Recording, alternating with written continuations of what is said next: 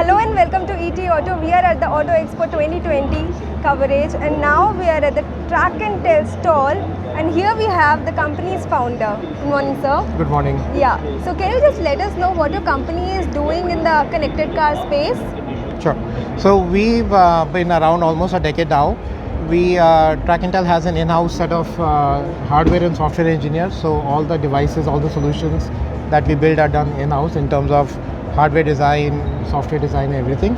We have recently launched a slew of products for the electric vehicle community. In my backdrop are some of the features for the shared mobility space, where we can remotely from an app lock or unlock the boot of the scooter, which contains the helmet and other important documents, lock or unlock the scooter itself, the handlebar, the wheel lock and other things. Then we have also launched a Smart Dash feature, which is for both scooters as well as cars. Obviously different versions, a car, music, the Smart Dash also includes a music system with a amplifier and other things, whereas for a two-wheeler it's purely information based. So we've done a lot of these features for the EV industry. And apart from that, we've also got a slew of products for the ICE engine scooters and cars as well. So in India, we already have Hyundai Venue, Kia Seltos and MG with their connected cars, right? So have you partnered with any of the OEMs yet? We have partnered with some of them. We are in talks with them, but unfortunately there are NDAs in place, so I cannot mention their names in public. But yes, you will start seeing some of the, especially the electric scooters that are being launched over the next few months in India. Some of them would, when you see some of the features that we have, like geofencing, live tracking, overspeeding alerts, when you see scooters being launched with that feature, there's a good chance that it's one of our technology being used in that scooter. But many of the EV scooters like Bounce and Yulu, as we know, they already have the GPS and these features already intact. Right. So why would they want to buy yours? So Bounce and Yulu are actually startups. They buy a scooter or they may manufacture their own, customize it. Some of the other customers also, basically they may buy a scooter from an OEM and then they may use our technology to upgrade it, or it may come pre-fitted from the OEM with our technology or one of our competitors' technologies also. Okay, and what's the price range for your product? So price ranges vary a lot. The OEM pricing is very different from retail pricing. In the retail segment, our pricing varies from 4,000 rupees onwards up to about 10-15,000, depending on the scooter or the car and the features in the product that we are being offered. Also, last month Deloitte brought about a consumer study where like 69% of the Indian buyers, Indian connected car buyers, they had data anxiety. So do you have a solution for this thing with your product?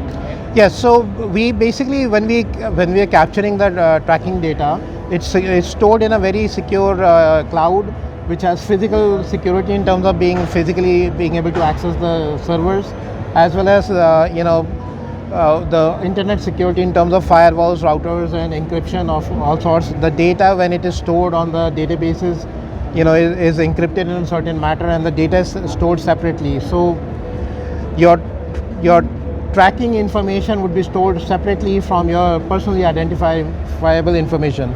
So if somebody gets access to one, they can't really connect the other two without using some of the encryption technology that we have in place. So our software merges the two pieces of information when it presents the information to the user on the portal or in the app.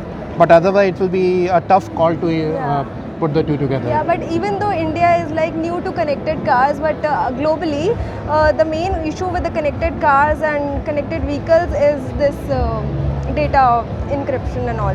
So what is that one technology that you stick to? So, we are GDPR compliant. We do, the technologies that we use are Java, MySQL, and these are standard technologies. We use some of the newest technologies like MQTT and a lot of the others. But the data, the privacy information, that is what people are concerned about. What we are storing is a lot of lat longs.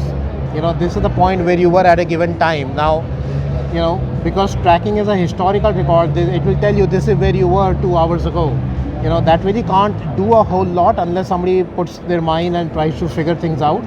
But at the moment, there's you know, your smartphones are doing a lot more tracking than your car would ever do, right? There are so many apps that people download and install, and they But don't we are really in the understand. auto business, so we need to look in the auto Right. business. So I mean, even in the automotive, you know, it will only tell you where you went from point A to point B, what route you took, that the number of kilometers traveled, the time taken, in those kind of things, right? The personally identifiable information is really quite separate. All right, makes sense. Yeah. makes So sense. the privacy aspect is really not there.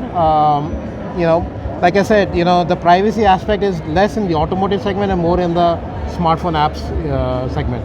Probably we Yeah. would like to believe that. All right, so thank you so much, sir. Thank you very and much. Keep watching and stay updated to ET Auto.